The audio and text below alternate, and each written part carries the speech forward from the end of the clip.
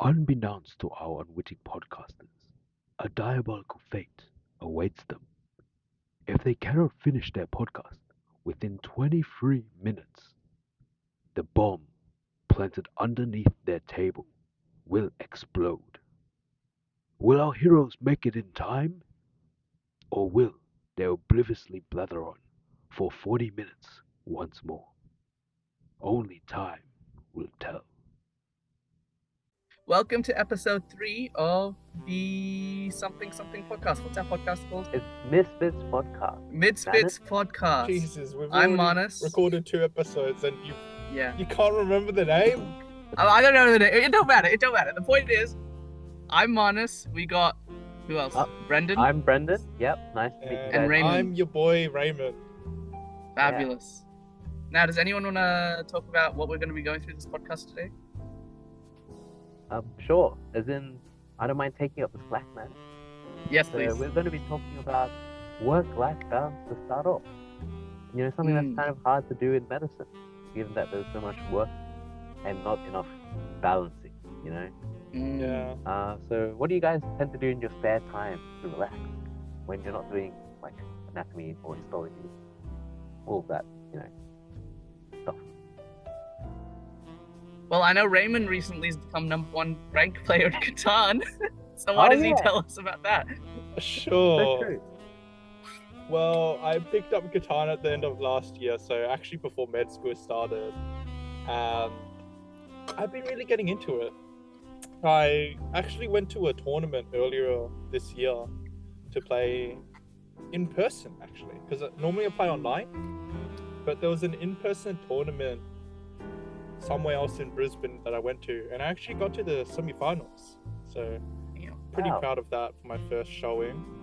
I think I could definitely do better next time. I think it means I need to get more practice in. It does take up quite a bit of time though, I will admit.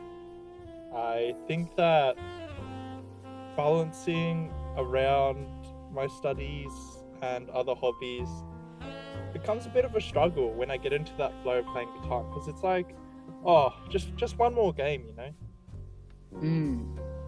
I had this struggle in the past, I'll say. I'm not ashamed to admit that when I used to play Dota, I would play one game after another, and these games would last about 40 minutes on average, right? So imagine playing like 8 games a day, every 8 day. games? How long is 8? that in total? 300 8 hours, I don't know. maybe. I don't know the math. It's 8 like hours? What? Because I have to find a game with 9 other people, because this is a multiplayer game where there's 5 aside and it's skill-based matchmaking. And since I was one of the highest skill levels in Australia, there just wouldn't be anyone else to play with because I'm too good. What can I say, right? Oh, It's Stroking it his own ego, but it's true. It's suffering lonely from at the top. success. Yeah. So 8 hours a day is just not right for the balance. So that's why I decided to not play Dota anymore. And I think I'm definitely happier for it. With my overall well-being, I'm able to go outside and hang out with friends like you guys, for example. Yeah. And that's one thing I'm happy about with improving my work-life balance. I have more time to sleep. I can actually play When did you other sleep games last night? like guitar. I don't think that's a question you want to ask. Okay, fair enough. Okay, when did you sleep? Oh, funnily enough, I slept at 3:30 a.m. No. Yeah.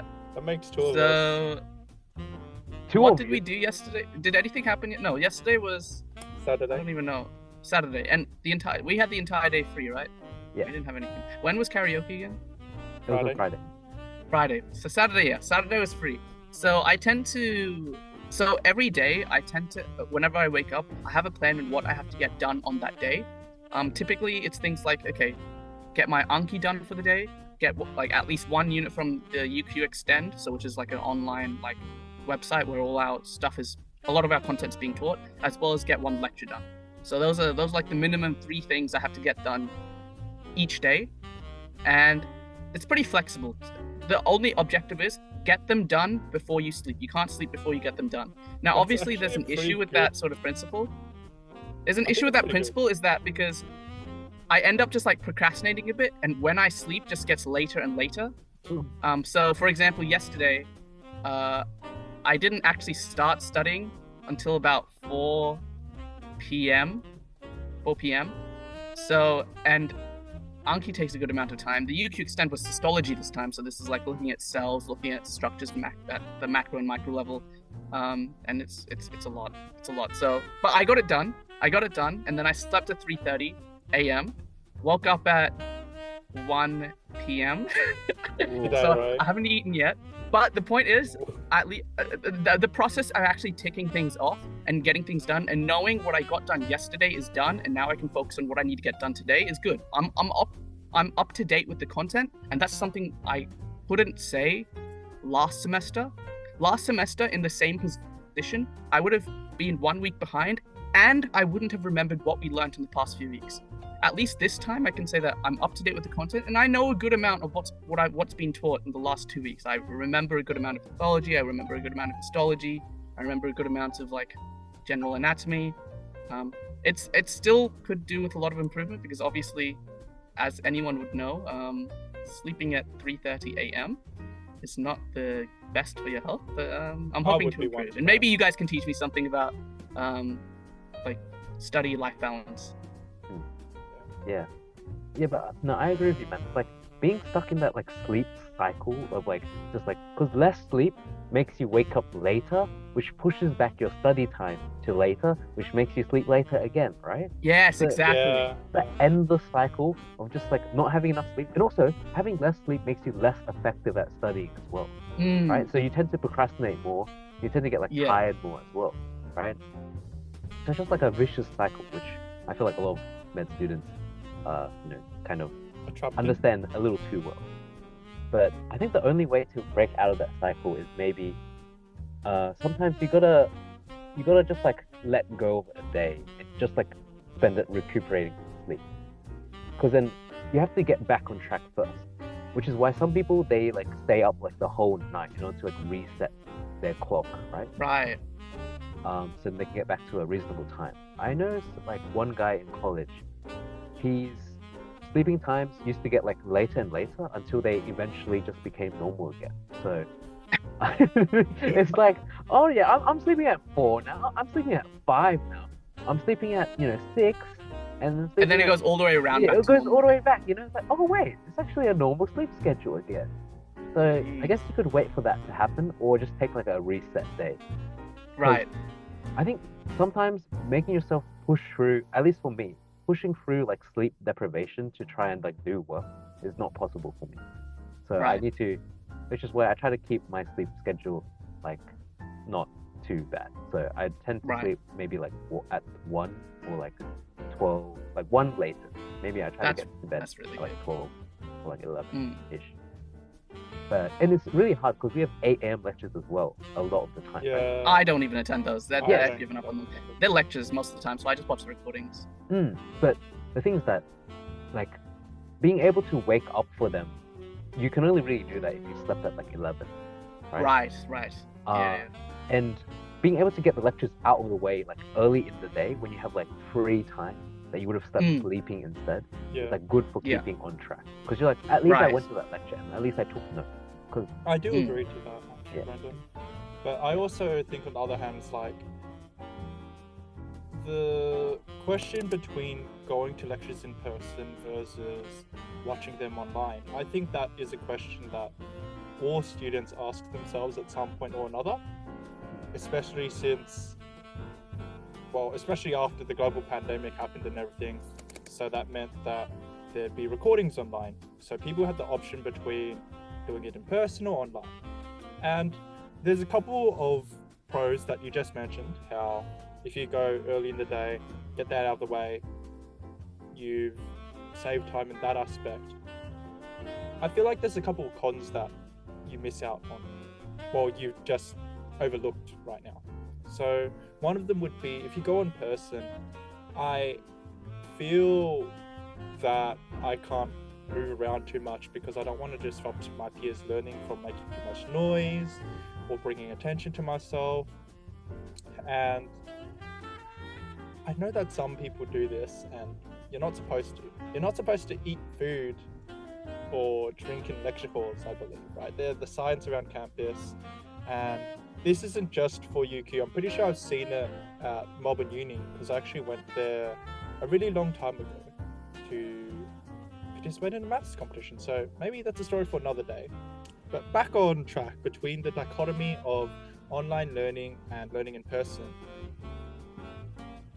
I also feel that sometimes it may be tough content to understand from the lecturer, or maybe you can't hear the lecturer too well when in person.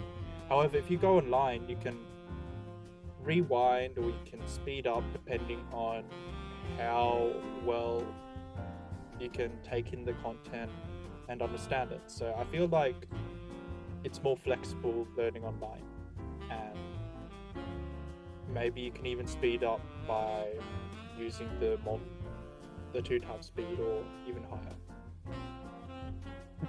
Yeah, those are some good points. Yeah, as in looking at lectures after the fact, it is a lot more flexibility. But for me personally, I feel like that's good for after I've already had like a general idea of watching the lecture. Because for me, sometimes if I watch the lecture afterwards, I get too caught up in like the details of like going over like every single slide. So then it maybe like a 1 hour lecture might turn into like 2 hours, maybe like even 3 hours, just because I'm like pausing, like, oh yeah, I gotta write it down. And even like, and if it's like an even longer lecture, like Suge's lectures, which are normally like 2 hours, but they Notoriously go long. over time to like 3 hours, right? It's like I'm gonna be spending like 5 hours just trying to understand it when I go over the recording. So I might as well like watch it there and like get like a general overview from it. But I totally get like watching lectures afterwards. I don't go to every single lecture. And I think being able to pause and like rewind is pretty valuable in case you miss like the information, like the dense slides and all that. I will say that looking at the cons for learning online is that I might get distracted a bit more easily doing it in the comfort of my own room. Maybe I might look away for a moment or have my phone next to me when I'm looking at the lecture, so that can be quite the distraction, I will say. And as you said, a 3-hour lecture might turn into a 5-hour lecture, so that's something I need to think about when watching these lectures online. But I do think that when watching these lectures in person, I might hear terms by the lecturer that I've never heard before, and I might want to search it up, for example. And because of that, I wouldn't be paying attention to what the lecturer is speaking while I'm Googling and trying to figure out how this word is even spelled. So it is definitely a struggle and something that all students would be considering. Yeah, which is why they tell us to do the pre-reading before lectures. You know, they take a look at the slides before lectures, which I know is like hard. Because Wait, sometimes you look at the slides before the lectures? I There's mean, already enough you're- pre-reading as is. no, it's like you're supposed to enhance your learning. That is So true. I guess it's like if you're in like the optimal position, like you've already taken a brief look at the slides, you kind of know all the terms, and you want to like get in there and kind of like be engaged in the learning. It's good to go to lectures, but that's like the ideal rather than. And also online works a lot better for a lot of people. So yeah. What do you think, Manas? What do you prefer between going in person to these lectures or watching them online? Especially When I nowadays wanna- lectures. When I want to like do like a specific activity or task, I don't want to have any other worries in my mind. And so when I want to study, I don't want to worry about like being uncomfortable, being in like an awkward position or something. So a lot of the time I end up studying in bed or on my desk. And so I did like, for example, during my undergrad, I basically studied like 80 to 90% of the time on my bed. And so like I've kind of gotten used to watching it online, and also when I go through lectures specifically, I want it to be a one and done thing. I want to watch it once, and I don't want to have to watch it ever again. Yeah, If I I go in completely person, agree.